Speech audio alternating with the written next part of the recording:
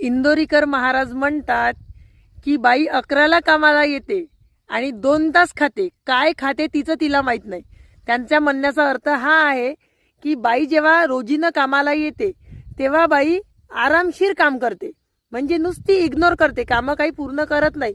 पहिले पाणी प्यायला जाते, मग जेवायला बसले की 2 तास उठत नाही, मग परत थोडं काम केलं की परत त्यांना तहानं लागते, असं ते म्हणतात. तर मंडळी, ते त्यांची गोष्ट काही खोटी नाही, 100% खरी गोष्ट आहे. मी माझा अनुभव सांगते.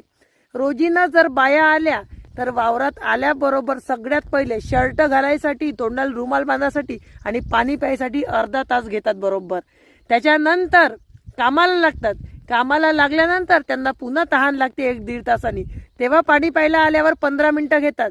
नंतर परत 2 तासांनी जेवायला येतात आणि जेवायला आल्यावर 1-1.5 तास घेतात. सत्य गोष्ट आहे, रोजीच्या बाया सांगताय. आणि तिथे जर हुंड्या